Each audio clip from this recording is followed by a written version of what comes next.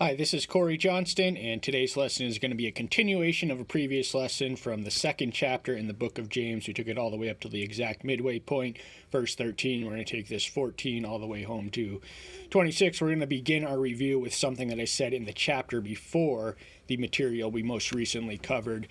Verse 22, and become doers of the word, and not hearers only, deceiving yourselves. Faith cometh by hearing, but faith is not limited to hearing. That's how it comes, but that's not how it ends.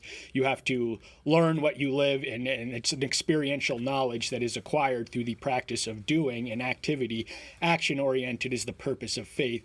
Now, faith is more than just intellectual assent or affirmation of trust, but it is also obeying and doing. And he uses the words law and word interchangeably in the 22nd through 25th chapter. In the 23rd and 24th, he likens the word or the law to a mirror, which a sinner can read into and look into, and if they don't like what they see, they're going to turn away. This book will keep you away from sin. Sin will keep you away from this book.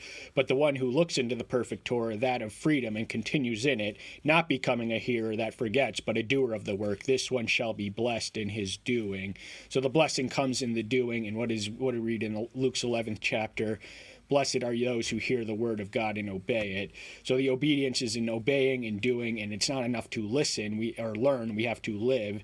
And the Bible observes no distinction between doctrine and duty, revelation and responsibility, living and learning, reading and heeding, nor should we. And one of the things, now it's not enough that we do the right things, it's also we have to not do the wrong things, and he describes a wrong thing to do in the second chapter.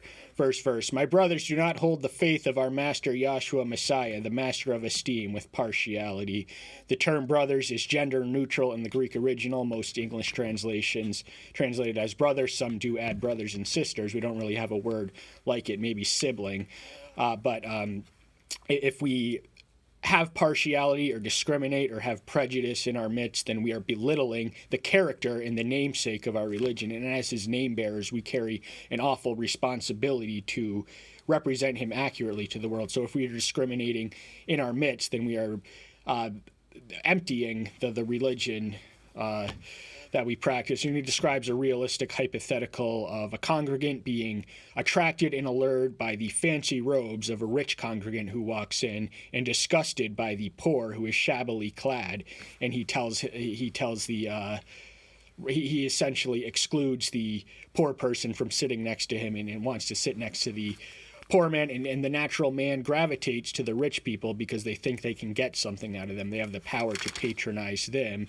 But have you not discriminated amongst yourselves, becoming judged with wicked thoughts? So the wicked action is rooted in wicked thoughts. It's because we think we can get something out of the rich people, and so we look at poor people as less than because they have less to offer us. They have less resources we can utilize or anything else. But, the poor are, he who is poor in the ways of the world, but rich in faith, has a treasure that shall not perish. So all the wealth in the world, you cannot take it with you, and it cannot prevent the day of your death, nor purchase your salvation. But he also bemoans the backwardness of the logic in lending your assistance to the rich. The same person who has the power to patronize you also has the power to prosecute you and oppress you. Then verse 8, and he likens it to blasphemy, to commit this sin, which is commonplace. Verse 8, if you truly accomplish the royal law according to the scripture, you shall love your neighbor as yourself. You do well. The royal law is royal because it is practiced by the king. It is part and parcel of the constitution of the kingdom, the principle expressed in Leviticus 19:18, love your neighbor as yourself. Now, would you ever deprive yourself of your basic wants and necessities and your needs and your vitals? No, but when he 15th verse, he describes a situation in which someone fails to do that. So that is not neighborly love. But neighborly love is doing for them what you would want do to yourself, even going above and beyond that. It's to be self-denying and daily dying and self-sacrifice. That is how we love our neighbors. As ourself, we cater to their interest and not our own. But if you show partiality, you commit sin, being found guilty by the law as transgressor. Why is partiality or discrimination a sin? It is a sin because it is inconsistent with the nature and therefore the character, and by connection the will of the Almighty. Deuteronomy 1:17, the Israelites were commanded to show no partiality in the issuing and execution of their judgment, because the judge that they had to answer to was completely impervious to any partiality. He is the God of the Jews and the God of the Gentiles. He is no respecter of man's. How rich we are, that may mean something in the earth, but it doesn't mean a whole lot in heaven, if anything at all. So he is indifferent to the rich and the poor. He weighs the heart, not the outer appearance. For whoever shall keep all the law and yet stumble at one point, he is guilty of all. We are as strong as our weakest point. A chain is only strong as our least. So whatever sin you struggle with, you cannot rest your case on the fact that you do not commit adultery if you are a thief or anything else, any more than if you were pulled over for speeding. Could you rest your case on the fact that you paid your taxes? Disobedience to one law does not exempt obedience to other laws does not exempt anyone from disobedience to one. So we all have this weak point, this point of glaring vulnerability, and this is what we get by looking in the law, in the word. It is a discerner that cuts to through the skin and marrow to discern the thoughts of men, Hebrews 4:12.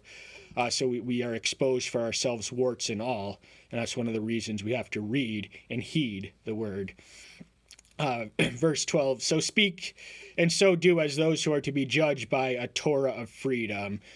Paul in Galatians 5:1 describes the Torah as being the Christian as being liberated from the bondage and slavery of the Torah, but most of the inconsistencies and contradictions are only apparent in the scripture. For instance, we're going to read of justification by faith and works when we get to the material we're going to cover today. For the judgment is without compassion to the one who has shown no mercy, and mercy boast over judgment. Blessed are the merciful, for they shall attain that which they give. Matthew 5:7, Beatitudes. So divine mercy is far too precious a commodity to bestow on one who does not have that trait, is not merciful in themselves in their daily intercourses. They don't seek vengeance, they don't seek provocation, they don't seek retaliation, none of that. They are merciful, and their need for mercy overwhelms and supersedes their need for judgment. So these are the people who, if you injure them, they will let it slide, they will forgive and forget.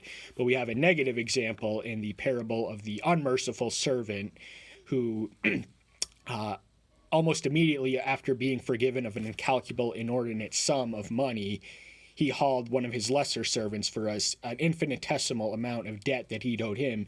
He hauled him to debtor's prison. There was such a thing all the way until the Dickinsonian era. But the same thing that the beggar says to him, or the servant says to him, is the same thing he says to the king: have mercy on me and I will pay thee all. And yet the king forgives him right away. This would have exceeded the amount of money would have exceeded the tax revenue of Galilee. And so then he does not, even though he has been showered mercy upon, he is not merciful, and he is cast to the outer darkness where there is gnashing of teeth and just nothing to look forward to. So the king that he offends is the Messiah, and the punishment is hell. So the principle of reaping what we sow, we can count on that and bank on that at the judgment. If we are less than forgiving, we cannot expect forgiveness. And if we are not merciful, we have no right or reasonable expectation to expect to be treated with mercy. 14th verse, lesson itself. My brothers, what use is it for anyone to say he has faith but does not have works? This faith is unable to save him.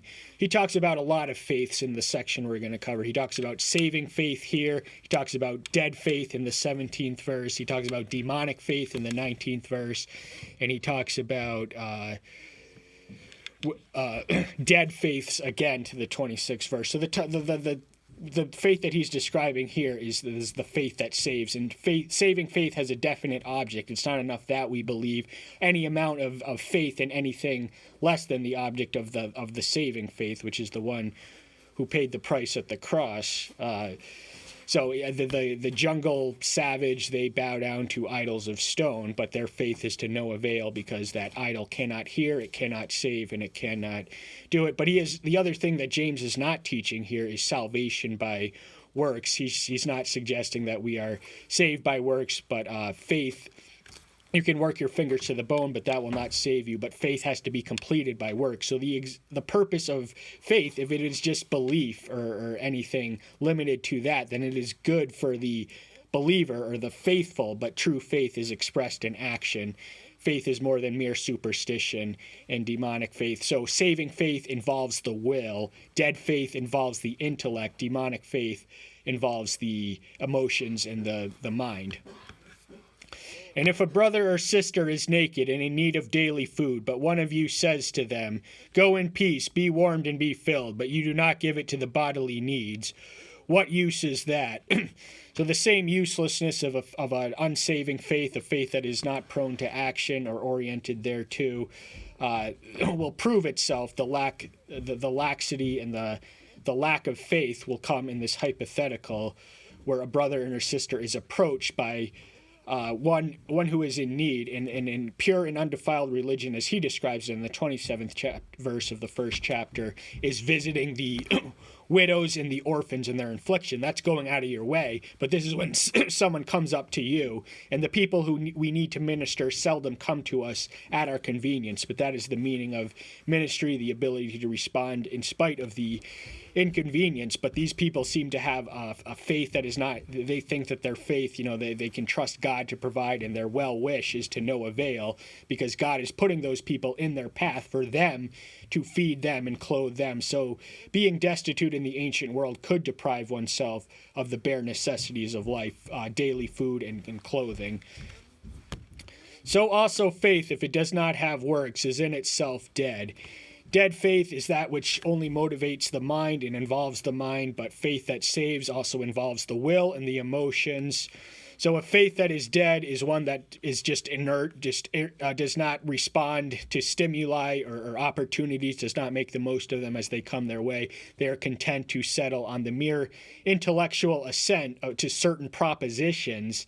And once more, faith itself is morally neutral. It's quality and worth, that which saves as opposed to that which is dead. So another someone could have sincere faith in something else that doesn't save, but if it doesn't motivate them to actions, then it is also to no avail. And can atheists do good works? Absolutely. It's perfectly within their capacity to exceed even Christians in works of righteousness. But faith, we have to prove our faith and complete it by getting out there in the gutter and in the pit and in the trenches and doing what needs to be done. But someone might say, "You have faith and I have works. Show me your faith without works, and I shall show you my faith by my works." There is no, strict speaking, independent categories. Faith and works are not two separate things, but the complement and supplement, two sides of the same coin. Faith, in order to be complete and authentic, has to be proven by works, and works are not the fruit of our salvation, not the condition of our salvation, but the fruits thereof. In other words, we do good works because we are saved. We are not saved because we do good works. Faith without works, there's nothing to show, because you cannot communicate the sincerity of your intellectual affirmation unless it moves you to make the world a better place. So a faith that doesn't move or doesn't act or doesn't respond or doesn't work is worthless, because it doesn't make the world a better place. It may be all well and good for the holder of the faith, but intellectual assent to certain propositions is not the same thing as saving faith, and that's the faith that we are after. You also believe that Elohim is one. You do well. The demons also believe and shudder. Demons are not atheists or agnostics. They are fundamentalists. They are orthodox. They are monotheists. So they have the same confession that is reflected in the Shema, the Deuteronomy 6:4, the central confession of Jewish monotheism, the earliest thing young Hebrew children would have been accustomed to learning. It would have been the first phrase on their tongue, and this is what they carried in their phylacteries. They had it written on their head. So the concept of monotheism, the demons do not struggle, and in their encounters with the Messiah, who is James' half-biological brother, we recognize that they recognize his deity, they recognize his authority to judge, they recognize his sonship, and they recognize his power to throw them to hell. And that will solidify the faith. But demons, they are fallen creatures, and their their rebellion appears to be irreversible, so they have no opportunity. They sinned away their day of grace, but they still have the faith intact, and they squirm at the presence of the superior power. They just acknowledge his sonship and say all these things, and just say, have mercy on us, don't send us to hell before the time has come. So they do tremble and shudder. We witness this throughout the Gospels. But do you want to know, O foolish man, what the faith without the works is dead? You'd have to be foolish to not know that faith without works is dead. It's to no avail. It's to no use. It's to no benefit. It does not make the world a better place. It does not make the believer a better person if they are not making a difference, a positive difference in people's life. So we also want to define works. Works are the good deeds that we do throughout the day, but don't be in the practice of counting your works or working your way to salvation. Just be in the practice of doing works for its own sake, because you have faith and you respond, and the fool will think that their faith, their intellectual assent, will be enough and sufficient for their salvation. But if they are not actively engaged in the process of making the world a better place, then their faith is dead and they are spiritually dead. Was not Abraham our father justified by works when he offered Isaac his son on the altar? Abraham our father, he was the father of the Jewish people, their biological ancestor from whose loins he sprung, more specifically through his son Isaac. And he was not justification by works. This is unfortunately arranged because his faith was, he was declared, in Genesis 15:6, he was declared righteous by his faith. 15:16, and the event described therein, that he offered Isaac his son on the altar as the sacrifice, occurred in Genesis 22. But as early as Genesis 12, he heard the voice, and he wasn't a listener of the word, he was a doer. He packed up his bags. He had this comfortable life in a settled, civilized society.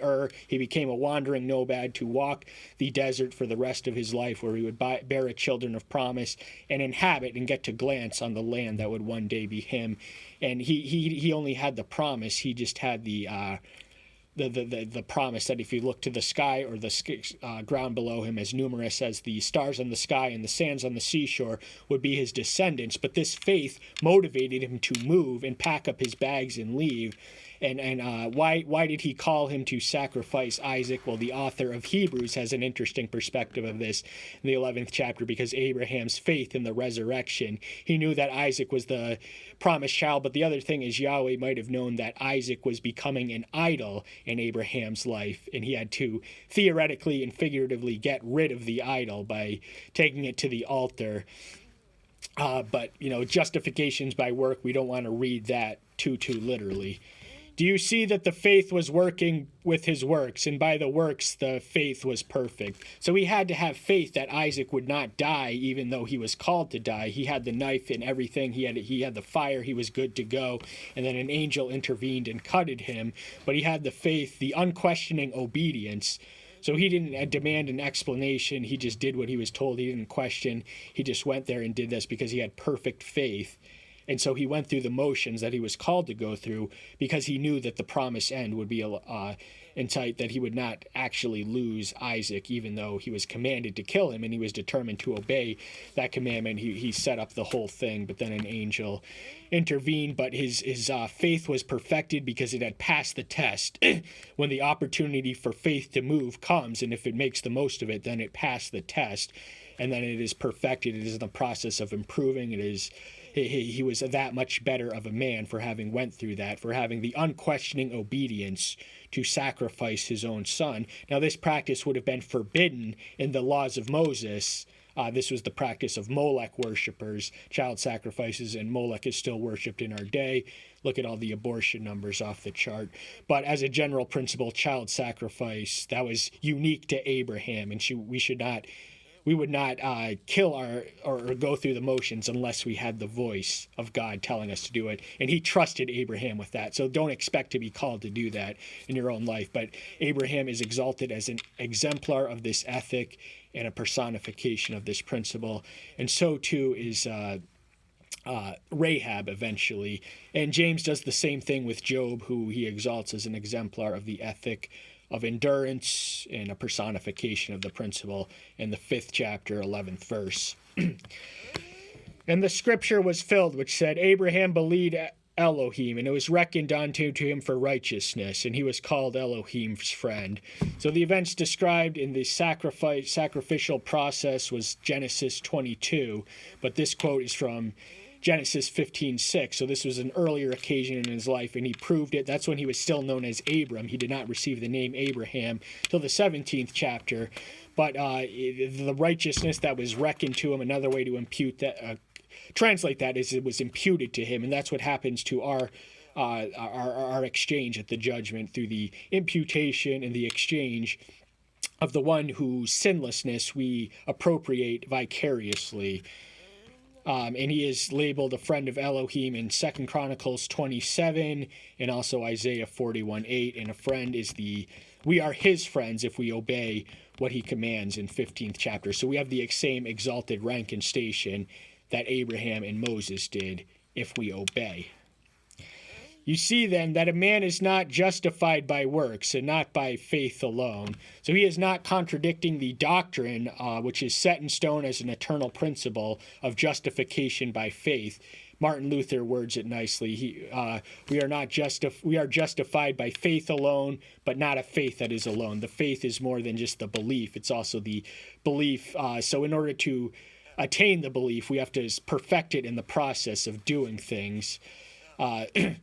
But a man is he's not justified by works alone or faith alone, but both of these. So faith, as James defines it, is one that is motivated by works, and it proves itself and demonstrates it through works. Paul somewhat deflates the significance of works, but James is not preaching the extreme or teaching the extremes of salvation by works. In the same way, was not Rahab the whore also declared justified by works when she received the angels and sent them out another way, the messengers, and sent them out another way? Rahab is the female character, the female prostitute. James is not endorsing her profession or the fact, she was a whore and a traitor. But the thing about God is he uses the unlikeliest of characters to accomplish his wise and perfect providential design. So he used this woman of a sordid line of work to harbor the spies the Israeli spies when Joshua was leading them to Jericho. Jericho was a strategically significant city. It is the oldest city on earth, according to archaeological excavation. And it had a powerful big wall around it that the people on pitchforks could not do. So they needed all the help they could get, and she served as a mole. She came to a confession. She said the right thing. She came to a confession of monotheism, of the superiority and supremacy of Yahweh, the Elohim of Israel, in Judges 2:9-11. But even before that, she harbored the spies and offered them and lied to her own people about the people where they were. So she did do an invaluable service to Israel, and as a result, her and her family were spared by the raiding ransackers, and they became part of the covenant community. And she is listed, one of the 4 women listed in Matthew's 1st chapter in the genealogy of the Messiah. But she did have faith. She did say the right thing, but it was only after she did the right thing, her service in the first 6 verses of the 2nd chapter of Judges. Joshua. For as the body without the spirit is dead, so also the faith is dead without the works. In our nature, we have 2 elements. We have a physical element and a spiritual nature. Each has various appetites, capacities, and endowments, and things to do, and natures to feed. And but our human existence is not complete just by bodies. We are more than merely carnal creatures. We also have spirit, which long for eternity and drink from it. From eternity and thirst after it. But in the same way, faith without works, it's just useless. It's not dead. It is as useless as a spirit without a body. It's just floating around nowhere. So in this equation, this parallelism, I think the body would be the works, because that is the physical activity, the activity of getting out and doing good deeds when the opportunity comes, such as we read in the 15th and 16th verse. And the spirit would be the faith, because that's the invisible, intellectual, mental assent, but it also emanates from the heart.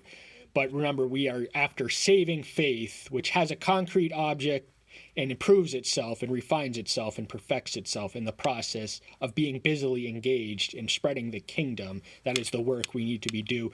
So we have to have faith with a defined faith with a definite specific object, and also a defined works. It's not every physical activity is equally beneficial to our fellow man in the world and the kingdom as every other.